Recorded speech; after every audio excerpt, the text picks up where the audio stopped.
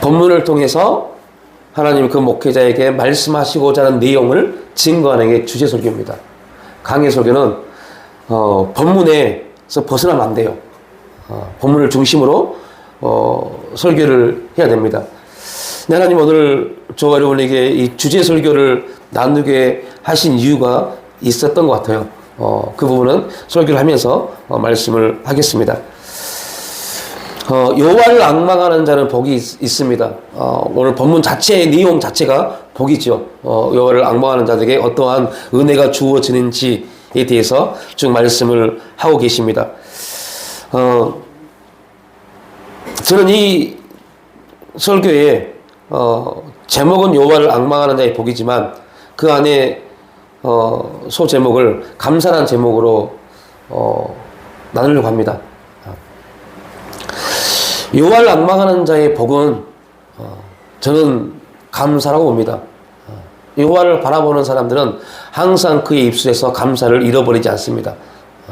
여호와를 바라보지 못하는 사람들의 특징은 항상 감사하지 못하고 불평합니다. 원망합니다. 자기가 무시당했다고 생각합니다.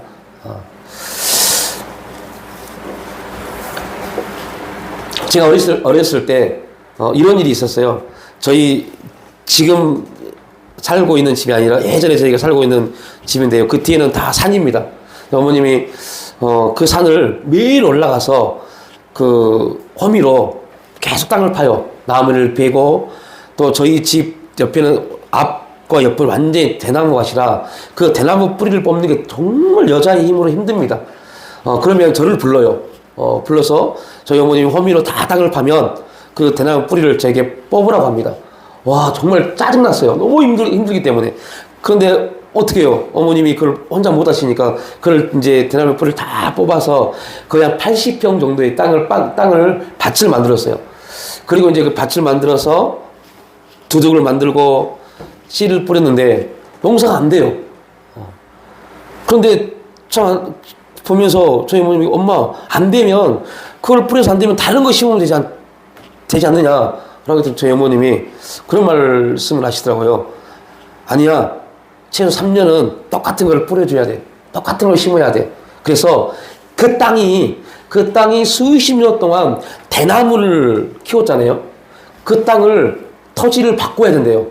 씨를 뿌려서 토지를 바꿔야 된다. 그러면 다른 말로 표현하면 그 씨가 아무런 열매를 내지 못함에도 불구하고 그 씨가 그 토양을 영양분을 오히려 주는 겁니다. 그래서 그 토양에서 그 뿌려놓은 씨 1년, 2년 동안 아무런 열매가 없는 그 씨를 통해서 그 토양이 그 다음에는 그 뿌려진 똑같은 씨앗을 통해서 열매를 맺는 토양으로 바뀌어집니다. 놀라운 것은요, 3년이 지나서부터 열매를 수확하기 시작했어요. 저는 그때 들었던 그 얘기가 목회하면서 되게 많은 저의 교훈으로 와닿습니다. 어떤 분들은 이렇게 말합니다.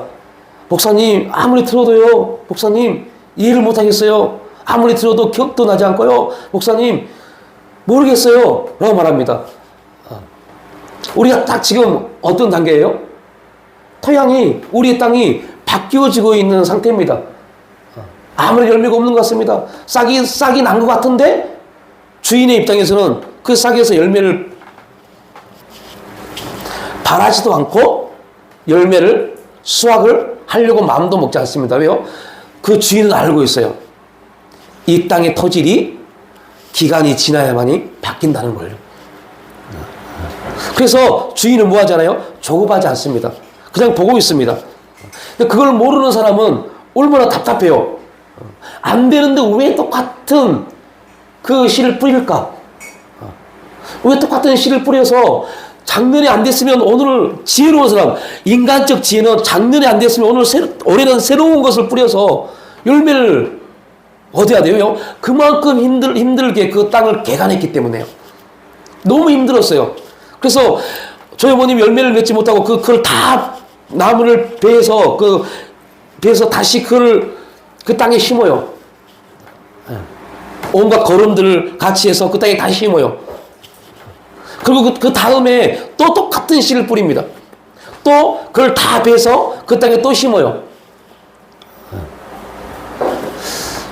그렇게 토양의 양질이 바뀌는지를 몰랐기 때문에 저희 어머님에게 이거 저는 그때 그랬어요. 엄마가 못 배워서 그렇구나 라고 생각했어요. 몰라서 그렇구나 라고 생각했어요. 그런데 오히려 저는 학교에서 농업을 배웠고 기술을 배웠기 때문에 안다고 착각했어요.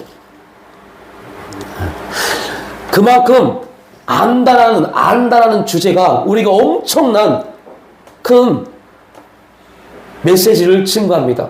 어떤 사람은 다 안다고 합니다. 그런데 아는데 행하지 못합니다. 아는데 불평합니다. 아는데 짜증내고 원망합니다.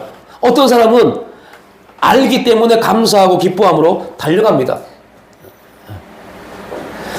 엘리 대제사장이 하나님을 섬기는 대제사장이었기 때문에 하나님을 얼마나 많이 알겠어요. 근데 그 어린 사무엘에게 하나님 음성이 들려졌을 때 엘리는 그 음성이 하나님 음성인지 알지를 못했어요.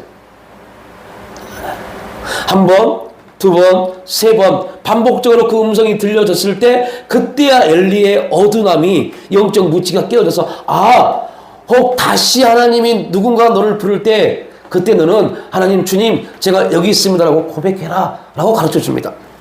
그나마 수십 년 하나님을 알았기 때문에 그 정도의 고백을 할 수 있었던 겁니다. 여러분 우리의 토양에 우리의 신앙이 우리의 믿음이 하나님을 바라본다는 거 여호와를 앙망한다는 거 이게 얼마나 힘든 건지 성경은 우리에게 그렇게 증거해 주고 있습니다. 하나님의 40년 동안 광야에서 하나님의 살아계심과 역사하심과 인도하심을 경험했음에도 불구하고 그들은 하나님 옆에 온전한 삶을 살지 못했습니다. 가나안 땅을 정복하면서 하나님이 엄청난 기적을 나타냈음에도 불구하고 25년이 지난 그들은 각자의 오른석연들이 그들을 지배하기 시작했습니다. 그리고 결국은 하나님과 무관한 민족이 되어버렸어요. 하나님이 이스라엘 백성들을 택하면서 하셨던 가장 큰 축복이 뭡니까? 나는 너희 하나님이 되고 너희는 내 백성이 되리라 라는 엄청난 축복의 말씀이었습니다. 이것이 신약에 와서는 예수 그리스도 안에서 거듭난 모든 사람은 하나님의 자녀되는 권세를 주셨다라는 엄청난 축복의 말씀입니다. 그럼에도 불구하고 하나님의 자녀가 됐음에도 불구하고 하나님 나의 아버지가 되지 못한 사람들이 얼마나 많습니까? 너희는 내가 택한 백성이라고 말했지만 그들은 하나님의 백성으로 살지를 못했어요. 왜요? 여호와를 바라보지 않았기 때문에요. 감사하지 않았기 때문에요.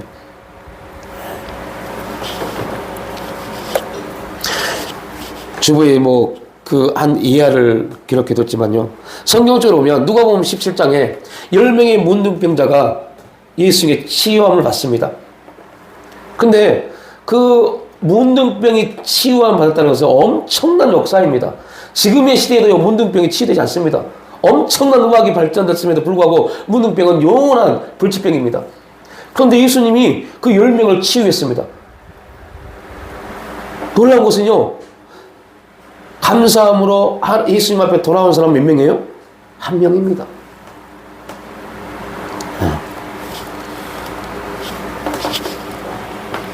여러분 우리 인생에서 우리 삶 가운데 험난한 바다 엄청난 풍랑을 만났을 때 우리 하나님 앞에 도움을 구합니다. 하나님 도와주세요. 하나님 역사해 주세요. 우리 몸이 육체의 질병이 왔을 때만 간절히 기도합니다. 그런데 여러분 그 간절한 기도가 그 질병이 치유되고 이후에도 계속 우리에게 일어나야 돼요. 그게 진짜입니다. 그게 진짜 신앙입니다. 근데 그 잠깐만 뜨겁게 기도했던 그 기도 그 다음부터는 그 뜨거움을 잃어버려요. 이거는 정확하게 말하면 저와 여러분이 지금 하나님과 계속 인격적으로 뭐하지 못하다고요? 만남을 가지 못하고 있다는 겁니다. 하나님과 계속적 인격적인 만남을 가지고 있다면 우리의 신앙은 큰 파동이 일어나지 않습니다. 계속해서 하나님 앞에 무릎 꿇고 기도할 수 있는 그러한 사람이 됩니다. 그러나 인격적인 만남이 계속 이루어지지 못하면요. 순간 하나님이 우리를 기도의 자리로 인도하는 그 환경과 상황과 아픔 가운데서만 잠깐 기도하지 그 기도의 뜨거움이 계속 이어지지 못해요. 왜요? 너무나 쉽게 잊어버립니다. 하나님의 은혜를 잊어버립니다. 시편 50편 15절 말씀을 보면 환난 날에 나를 부르라 내가 너를 건지리니 내가 나를 영화롭게 하리로다 라고 말씀합니다. 환난 날에 우리가 주 앞에 기도하면 하나님이 우리를 건지시는데 건짐받는 우리가 하나님을 영화롭게 한다고 말씀합니다. 그런데 그 영화롭게 하기 위해서 14절에 시편 50편 14절에 뭐라고 말씀을 하냐면요. 감사로 하나님께 제사를 드리며 지존하신 이에게 내 소원을 갚으며 라고 되어 있습니다. 여기서 건져주신다와 감사라는 내용이요 놀라운 연결고리가 있습니다. 하나님이 건져주신다라는 말은요 하나님이 만나주신다는 뜻입니다. 너희가 환난 날에 내 앞에 나와 기도하면 내가 너를 만나줄게라는 뜻입니다. 그런데 여기서 만남이라는 뜻이 무엇을 의미냐면요 야다입니다. 야다. 인격적 만남입니다. 사무엘이 사무엘아 불렀을 때 그가 하나님의 음성인지 모르고 엘리야한테 가서 나를 부르셨습니까? 아니야, 내가 너를 부른 적 없어. 또 누워있을 때 사무엘아 불렀을 때 사무엘은 그 음성이 하나님의 음성인지 모르고 또 누구한테요? 엘리에게 달려갑니다. 사무엘은 어렸을 때부터 성전에 있었기 때문에 하나님이 누구인지 어떠한 분이신지를 누구보다 잘 알고 있던 그러한 소년이었습니다. 그런데 하나님이 그렇게 잘 알고 있는 하나님이 사무엘이라고 불렀을 때 그 음성이 하나님 음성인지 알지 못했어요. 왜요? 인격적인 만남이 없었기 때문에요. 그런데 하나님이 건전다 인격적인 만남을 가진 그들에게 나타나는 게 뭐라고요? 감사합니다. 하나님과 인격적으로 만나는 사람이 드리는 최고의 행위 이게 감사합니다. 그냥 뭐가 조금 좋아지니까 하나님 감사합니다가 아니라 하나님 내가 이 고통과 아픔 가운데 하나님께 부르짖어 기도하였더니 하나님이 나를 만나 주시러 오셨군요. 이게 감사합니다. 이러한 고백이 은혜가 있기를 축복합니다. 감사는 하나님을 만나는 사람들의 삶에서 나오는 그러한 기도, 그러한 고백입니다. 이것은 그 감사는 곧 뭐와 또 연결되냐? 예배와 연결됩니다. 하나님께 감사하는 자들의 예배는 신령과 진정으로 드려지는 깨어있는 예배가 됩니다. 감사한 자들이 드리는 예배에는 항상 감동이 있습니다. 감사한 자들이 드리는 예배에는 항상 기쁨이 있습니다. 왜요? 그 예배는 내가 드리는 게 아니라 누가 드리게 하시니까요? 하나님이요. 지금 이 자리에 내가 내 습관을 쫓아서 주일이기 때문에 나온다면 이 예배는 아무런 의미도 없습니다. 여기는 감동도 없고 기쁨도 없고 그냥 내 육체만 지금 힘들게 앉아있는 겁니다. 하나님이 저와 여러분을 지금 이 자리로 인도하신 겁니다. 위대하신 하나님이 아무 같은 우리를 이 자리로 인도해 오신 겁니다. 얼마나 기가 막힙니까? 그러니 그 예배의 기쁨과 감동이 왜 없겠어요? 이게 당연히 있어야죠. 왜요? 내가 아니라 하나님이 나 같은 존재를 인도하셔서 친히 찾아오시고 방에서 누워있을 이 시간에 우리를 깨워서 예배 드린다고 쉽고 단장하고 나올 수 있도록 모든 걸 조성하신 분이 내가 아니라 누구요? 하나님이십니다. 하나님이 그렇게 우리 또 발걸음 인도하셔서 저벅 이곳으로 인도해 주신 겁니다. 내가 뭔데? 내가 도대체 어떠한 존재라고요? 그런데 하나님이 그렇게 하셨는데 왜 감동이 없겠어요? 왜 기쁨이 없겠어요? 내가 했다고 자각하니까요. 내가 이렇게 힘들고 어려운데도 불구하고 주일이니까 예배 드리러 왔지. 이렇게 오니까 그냥 하나님 앞에 내 모습이 어떤지 관심도 없습니다. 누가 인도하셨다고요? 하나님이요. 하나님이 야 사랑하는 내 아들아 사랑하는 내 딸아 오늘 주일이야. 주일은 하나님께 예배드리는 시간이야. 내가 너를 그 자리로 인도해 줄게 라고 오셔서 우리 마음을 감동하시고 우리를 움직이도록 역사하신 겁니다. 그리고 놀라운 것은 하나님 그 일을 다 조성하시고 이렇게 말합니다. 너는 내 말에 순종하였어라고 말합니다. 이게 얼마나 기가 막힌 일입니까?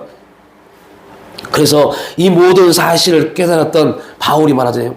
모든 것이 다 하나님의 은혜이다라고요. 참된 예배자는 환난 때 그 환난으로부터 자신을 구원할 자가 하나님 한 분뿐인 것을 확신하고 그분께 의지합니다. 하나님 참된 예배자들에게 주신 이 특권을 많은 그리스도인들이 활용하지 못하고 있습니다. 그 이유는 이 세상 나라 임금인 사단 마귀가 시간이라는 초침을 세워놓고 수많은 그리스도인들이 그 초침을 따라 쫓기는 사람을 살아가도록 역사하고 있기 때문에요. 바쁘다 바빠. 바빠. 시간이 없어. 교회 갈 시간도 없고 기도할 시간도 없고 내 삶을 살다 보니 아무것도 할 수 없어. 시간이 부족하다고 착각하는 겁니다. 이렇게 만들어버립니다. 누가요? 사탄이요. 그리고 사탄이 지금 나를 그렇게 만들어가고 있다는 것을 우리가 빨리 영적으로 깨우쳐야 되는데 그렇게 깨우치지 못하고 누구나 다 그렇게 산다고 착각해버려요. 그러다 보니까 그게 당연한 삶이 되어버립니다.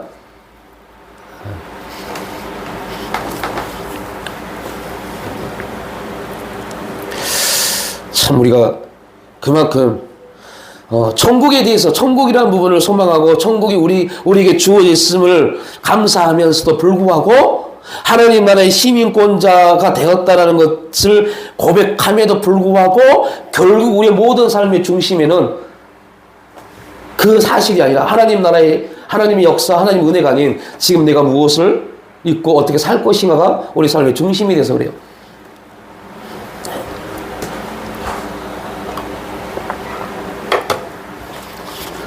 자꾸 이제 저희 자녀들은 저희 말하지 말라는데요.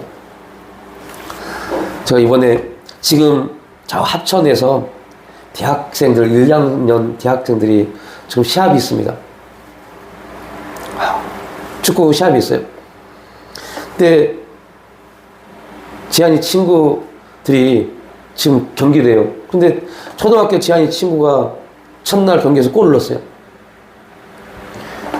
그날 또 저녁 마지막 때 중고등학교 친구였던 애가 또 골을 넣었어요. 근데 그 장면을 보면서 갑자기 오해하지 마십시오. 갑자기 육신이 짜증이 확 난 거 있죠. 짜증이 너무 나요. 그리고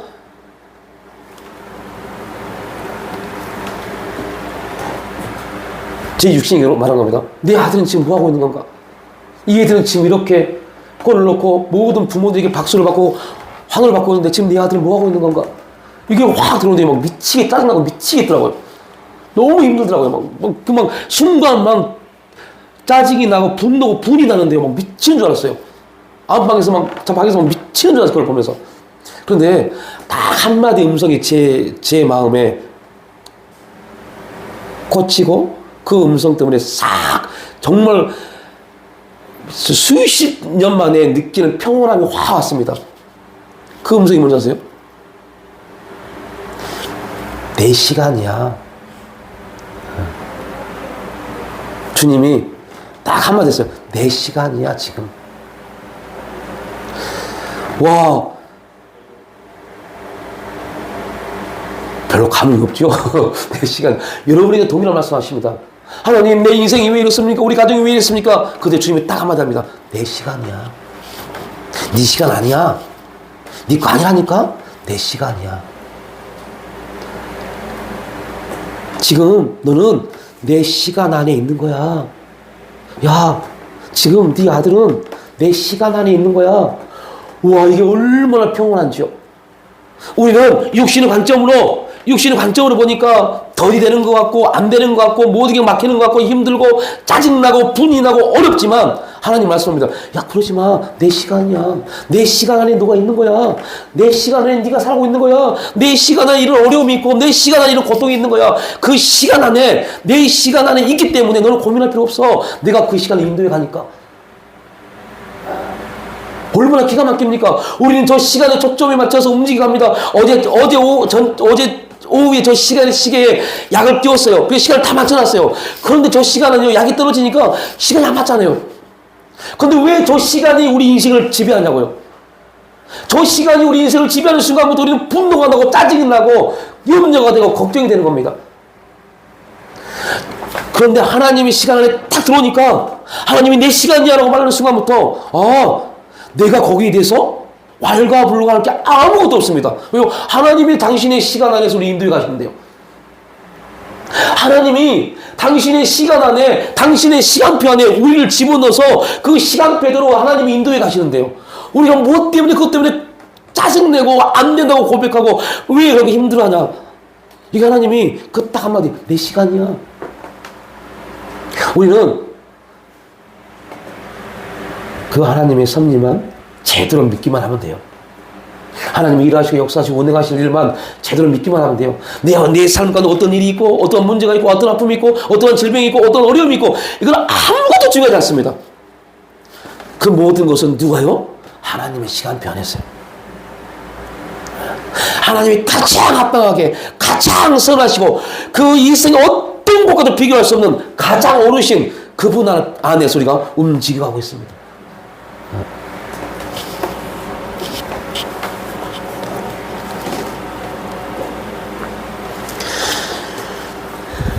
저 시간, 인간이 만드는 24시간이라는 초침에 맞춰 살아가고 있는 현대 내 사람들을 향해서 많은 심리학자들은 지친 시대라고 합니다. 지친 시대. 힐링한다고 여러분들 여름 휴가, 이제 휴가가 이번 주에 거의 끝나가잖아요. 여름 휴가. 여름 휴가 갔다 오면 더 힘듭니다. 휴가 갔다 오면 더 힘들어요. 운전하기 힘들죠. 길 막혀서 힘들죠. 가서 많은 일이 힘들죠. 더 힘듭니다. 원래 여름 휴가는 왜 갑니까? 좀 쉬었다가 충전시켜서 또 하반기 열심히 일하도록 한 3박 4일 여름 휴가를 가는 겁니다. 그런데 오히려 더 힘들어 와요. 더 피곤해 와요.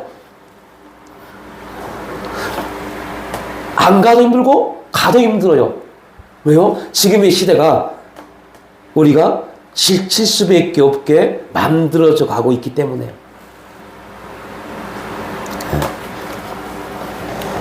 근데 오늘 하나님 우리에게 말씀합니다. 야곱아, 내가 어찌하여 말하며 이스라엘아, 내가 어찌하여 이르기를 내 사정은 여호와께 숨겨졌으며, 이 말은 다른 말로 무슨 말이에요? 하나님 왜 나를 바라보지 않고 계십니까? 왜 내 사정을 왜 하나님 보지 않고 계십니까? 내가 힘들어 죽겠는데, 내가 어려워 죽겠는데 왜 하나님 가만히 계십니까? 이런 뜻입니다. 온통한 것은 네 하나님에게서 수리하심을 받지 못한다느냐? 이 말은 무슨 말이에요? 하나님 왜 응답이 없습니까? 이런 말입니다. 우리가 이런 기도를 엄청 많이 하잖아요. 하나님 저를 안 보고 계십니까? 하나님 제 인생 가운데 왜 가만히 계십니까? 왜 이런 고통을 주셨습니까? 왜 이런 아픔을 주셨습니까? 하나님 왜 우리 인생은 이렇게 열심히 사는데 아무런 도움이 없습니까? 하나님 왜 내 인생은 이렇게 막막합니까? 하나님 왜 우리 가정은요? 저는 목사니까 하나님 왜 우리 교회는요? 20년이 지나면 세상에서 20년 신앙 사회생활하면 부장을 달고 어떻게 산다는데 하나님 20년 동안 사역했는데 이게 뭡니까? 하나님 결혼해서 3, 40년 살았는데 우리 인생은 왜 이게 뭡니까? 하나님 왜 가만히 계십니까? 왜 우리 사정을 보고 계시지 않습니까? 우리의 기도를 왜 응답하지 않으십니까? 근데 하나님 말씀합니다. 야, 아무것도 하지 마. 아니라니까. 내가 너희 사정을 안 보는 게 아니야. 내가 너에게 응답하지 않는 게 아니야. 내가 응답했기 때문에 너에게 그 고통이 있는 거야. 내가 응답했기 때문에 너에게 그 아픔이 있는 거야. 내가 응답했기 때문에 너에게 그런 질병과 그런 힘든 상황이 있는 거야. 응답하지 않았다면 너는 지금 아무 일도 없고 아무것도 없고 무기력해졌을 거야 라고 말씀합니다. 이게 하나님의 일하심입니다.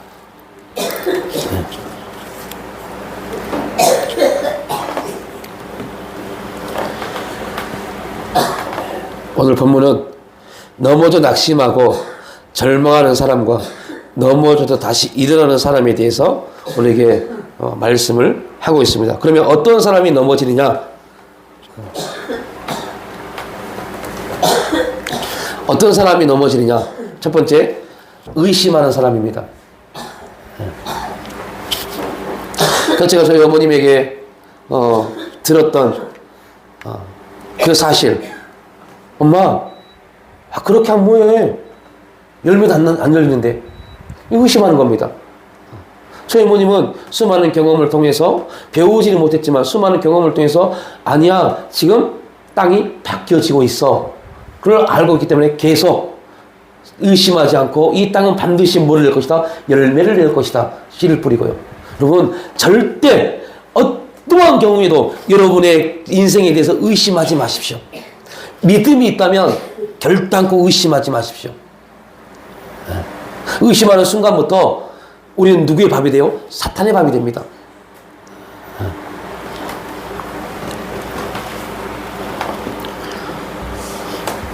의심이란 말은 헬라어 뜻에 구별하다, 판단하다, 정확하게 분별하다, 결정을 내리다. 되게 좋은 말 같죠. 그리고 흔들리다, 주저하다라는 의미를 갖습니다. 히브리어로는 열정, 열심, 질투라는 의미를 갖습니다. 되게 좋은 의미입니다. 그런데 이게 누구에 의해서 다스려지냐에 따라서 완전히 다른 결과를 나옵니다. 하나님에 의해서 우리의 구별과 판단과 분별, 결정, 의심, 흔들림, 주저하는 모든 것들이 하나님에 의해서 다스림을 받으면 분별이 됩니다.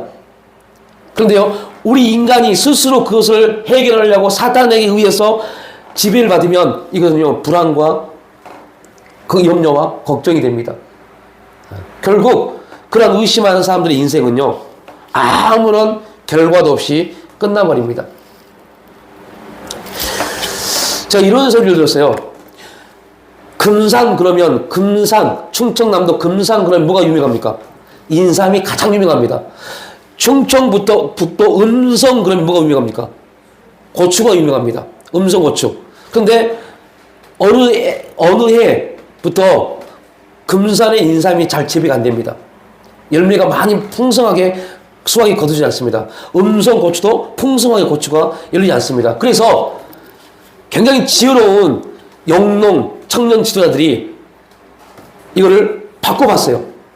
금산 인삼을 충북 음성에서 재배를 하고 충북에 있는 고추를 금산에서 재배를 했어요. 그런데 놀라운 것은요, 음성에서 인삼이 안 될 것 같았는데 엄청난 풍년이 일어났어요. 금산에서 고추가 안 될 것 같은데 엄청난 풍년이 일어났어요. 토지를 바꾸었어요. 그리고 다시 몇 년이 지나고 다시 바꿨습니다.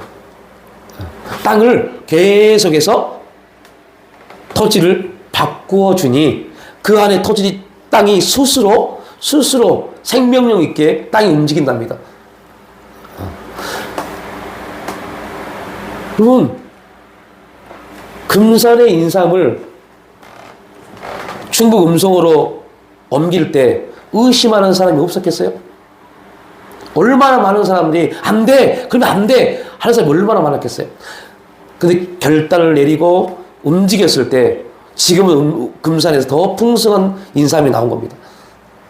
하나님이 우리를 하나님의 사람으로 만들어 갈 때 여러분 왜 의심이 안 되겠어요? 여러분 지금도 의심하잖아요. 과연 내 인생에 하나님 역사가 있을까? 과연 내 인생에 앞으로 몇 년이 내 인생에 남아있을지 모르겠지만 그 몇 년이 남아있든 그 시간 속에서 하나님이 나에게 놀라운 역사를 나타낼까? 여러분 많은 사람들이요. 그래서 이렇게 말합니다. 아이고 지금 이것도 좋으니까 이렇게 끝내버립니다. 지금 이 정도도 좋으니까 라고 끝내버립니다. 그 순간부터 가장 무서운 게 뭔지 아세요? 하나님께 간구하는 간구의 시간이 없어져 버립니다. 이게 무서운 겁니다. 꿈을 꾸고 기대하고 이게 중요한 게 아니라 기도하는 시간을 잃어버립니다. 간구하는 시간을 잃어버립니다. 왜요? 이것도 만족하니까 라고 하는 순간부터요. 여러분들, 근데 성경은 뭐라 합니까? 표현을 이렇게 죄송합니다. 늙은이들은 뭐하고요? 뭐라고 그랬어요? 늙은이들은 가만히 있으라고 하지 않았어요. 꿈을 꾸라 했어요. 오히려 더 큰 꿈을 꾸어야 돼요. 더 큰 부푼 기대를 가지고 기도하셔야 돼요. 남은 시간이 얼마나 될지 모르겠지만 하나님 내 인생이 이렇게 끝나면 안 됩니다 라고 더 간구하셔야 돼요. 여러분 아무것도 아닌 것 같은데요. 그 기도가요 나뿐만 아니라 나와 연결되어진 자녀들이 엄청난 역사로 나타날 겁니다. 절대 뭐 하지 말라 의심하지 마십시오. 하나님이 더 이상 이 정도도 괜찮으니까 더 이상 의심하지 마십시오. 기대하십시오. 부푼 꿈을 꼭 계속 하나님께 간구하셔야 돼요. 목적은 간구하는 게 목적입니다. 기도하는 게 목적입니다. 의심하면 기도하지 않습니다. 의심하면 주 앞에 나오지도 않습니다. 왜요? 안 될 걸 스스로 재단해버리니까요. 두 번째, 어떤 사람이 넘어져요? 원망하고 불평하는 사람들이요. 아이고, 내 인생에 뭐 있겠어?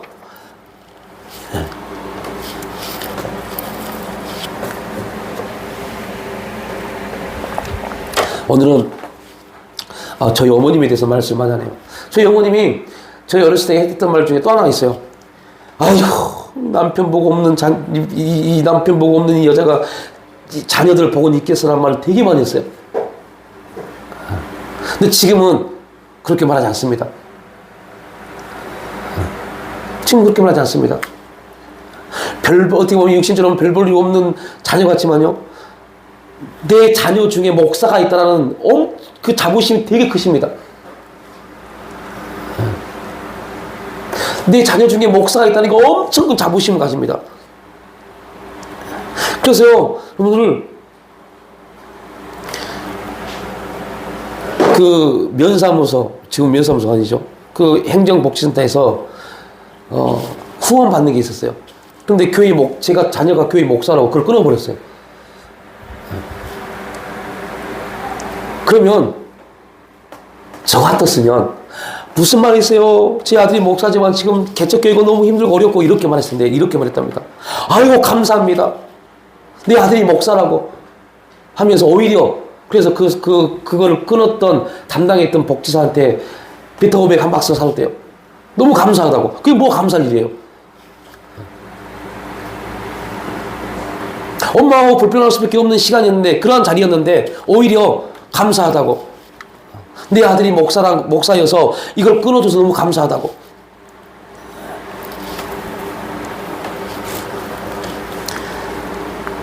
입만 열면 욕을 하고 저주하고 비난했던 한 여인이 은혜 받고 지금도 그렇지만요, 많이 바뀌었습니다. 은혜가 들어오면, 하나님 은혜의 자리가 들어오면 엄마하고 불평하고 비난하고 저주하고 자기를 변명했던 사람들의 입에서 점점 바뀌어갑니다. 뭐래요? 감사함으로요. 하나님을 찬양하는 입으로 바뀌어갑니다. 그러한 역사에 있기를 축복합니다. 그럼 어떤 사람이 다시 일어납니까? 넘어진 사람은 의심하고 불평하는 사람이었어요. 그럼 어떤 사람이 다시 일어설 수 있을까요? 하나님을 믿는 사람이요. 하나님 믿으시길 축복합니다. 하나님을 반드시 믿으십시오. 어떤 믿음이요? 많은 정의가 있겠지만 이번 주 한 주 동안 이 믿음을 가지십시오. 하나님 반드시 내 인생 가운데 역사하신다. 하나님 반드시 우리 가정 가운데 역사하신다. 하나님 반드시 내 자녀들 가운데 역사하신다. 이 주제를 가지고 이번 주 한 주 동안 그 믿음을 가지고 기도해 보십시오. 그 믿음이 결코 흔들리면 안 됩니다. 여러분, 이희돈 장로님, 우리가 한 6, 7년, 10년 전에 그 이희돈 장로님의 간증을 꽤 많이 들었습니다. 여러분, 그 믿음을 여러분 소유할 수 있을 것 같습니까? 저는 못할 것 같아요. 저는 그 간증에 아직도 너무 충격적인 사실이 그겁니다. 그때는 하면 와 대단하다 했지만 너무 충격적이었어요. 그가 유럽에 공적인 일로 갔잖아요. 그죠? 공적인 일로 유럽에 출장을 갔습니다. 유럽에서 미국까지 그렇게 가까운 거리가 아닙니다. 그런데 주일 예배를 드리기 위해서 유럽에서 비행기를 타고 다시 미국으로 온다는 거, 그럼 미친 겁니다. 육신적으로 보면요. 그런데 하나님은 그걸 보신 겁니다. 내가 너를 보고 있을게. 언정수 권사님이요, 미국의 보스턴인가요? 보스턴인가 어딘가 거기에서 새벽에 눈이 엄청 내렸대요. 새벽에 문을 딱 열어 나가는데 눈이 너무 많이 와서 차가 움직일 수 없는 그렇게 눈이 많이 내렸대요. 교회를 가야 돼, 새벽에 가야 되나 말아야 되나 고민하다가 가자 하고 차를 타고 천천히 교회에 간 겁니다. 그 교회에 문을 딱 열고 들어가니까 주님이 그때 음성을 칩니다. 종수야 왔니? 내가 기다리고 있었어. 저는 그 간증이 너무 충격이에요. 하나님이 우리를 기다리고 계십니다. 내가 하나님을 찾아가는 게 아니라 하나님이 우리를 기다리고 계십니다. 얼마나 기가 막힙니까? 저는 신길동에서 초신자였어요. 그 97년 8월달에 그래요. 저희 아내를, 그때는 아내가 아니었죠. 남숙 자매를 쫓아서 그 신길동 신길교회를 갔어요. 그 음성이, 그 간증이 너무 충격이었어요. 종수야 왔니? 내가 기다리고 있었어란 말이야. 그래서 그때부터 저는요, 저 남동공단에서 수요예배, 금요기도에 한 번도 빠지지 않고 대림동까지 매일 출근했습니다. 그때는 출근이었어요. 저희 아내는 조금 의심하지만요. 다른 의도가 있었겠지 하고 의심하지만 매일 출근했어요. 한 번도 빠지지 않았어요. 왜요? 누가요? 주님이 기다리고 계시니까요. 정수야 왔니? 그 음성이요. 너무 충격이었어요. 거리가 문제가 아닙니다. 시간이 문제가 아닙니다. 주님이 나를 기다리고 계시는데요.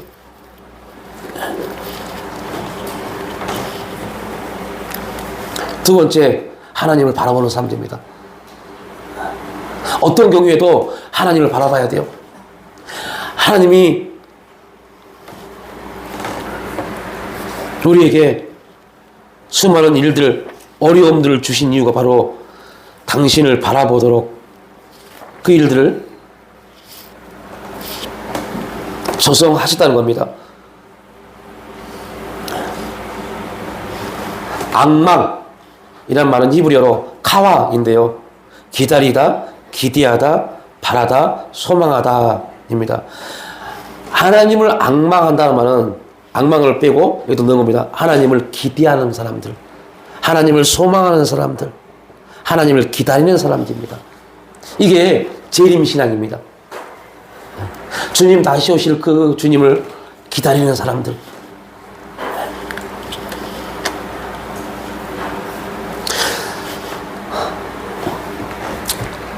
자랑은 아니지만 제가 98년 온전한 은혜를 받고 그때부터 책을 읽기 시작했습니다. 좀 책 읽는 게 되게 싫었어요.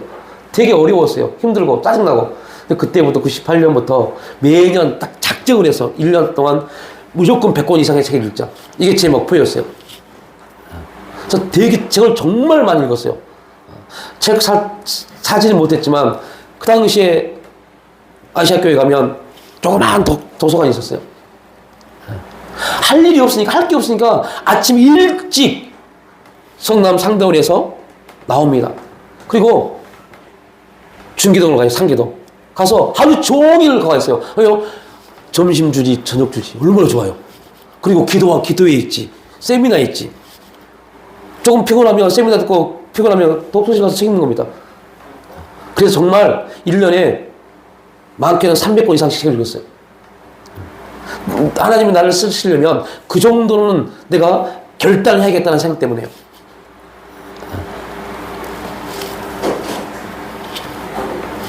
자, 이 말씀을 드린 이유가 있어요. 그때 그렇게 많은 책을 읽으면서 아직도 뚜렷하게 기억나는 책은 두 권 있습니다. 선다싱의 생애와 성 안토니오의 생애입니다. 선다싱은 인도의 성자입니다. 그는 길을 걸어가면서 그가 굉장히 누추한 옷을 입고 걸어가지만 그의 모습에서 누가 보여요? 예수의 빛이 보입니다. 생명의 빛, 영광의 빛이 보입니다. 깡패들이 그 빛을 보고 다 무릎 꿇어버립니다. 성 안토니오, 그는 산에서 찬양합니다. 찬양하며 나무들이 춤을 춥니다. 강에서 찬양합니다. 물고기들이 펄쩍펄쩍 뜁니다. 그게 너무 부러웠어요. 나도 그러고 싶다. 나도 저런 은혜가 있고 싶다. 저런 은혜가 나에게 간증이 있으면 얼마나 좋을까. 아무리 강가 가서 찬양을 해도 고기는 보이지 않습니다.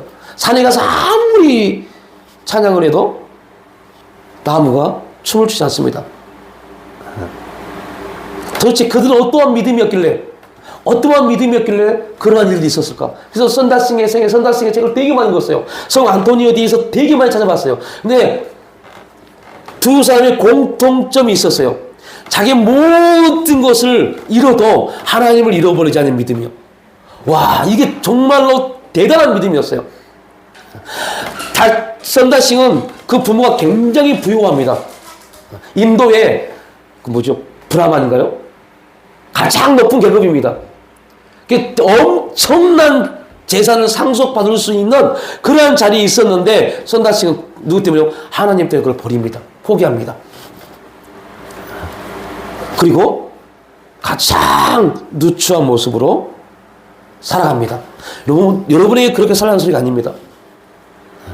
중요한 것은 선다싱이 거기서 그런 말을 합니다.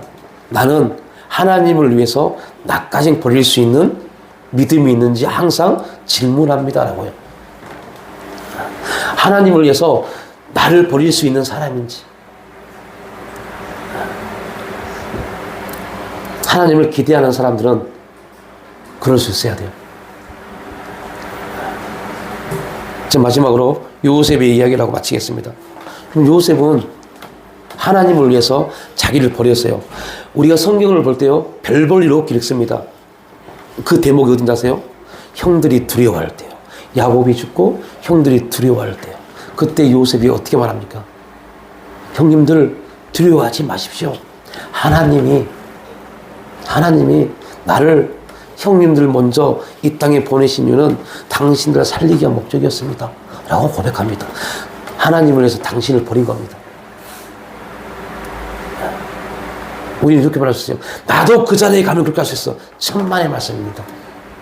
하나님을 기대하고 하나님을 소망하지 못하면 그러지 못합니다. 손양한 목사님이요, 자신의 아들을 죽인 북한 군인을 자기 양아들로 받아들였어요. 어떻게 그렇게 할 수 있을까요? 그렇게 하셨어요. 하나님을 위해서 자기를 버렸어요. 하나님이 그렇게 손양원 목사님의 마음을 감동하시니 그 감동에 못 이겨서 그 일을 감당하신 겁니다. 배 죽여도 그 마음이 해결을 받지 못할 텐데 아들로 받아들였어요.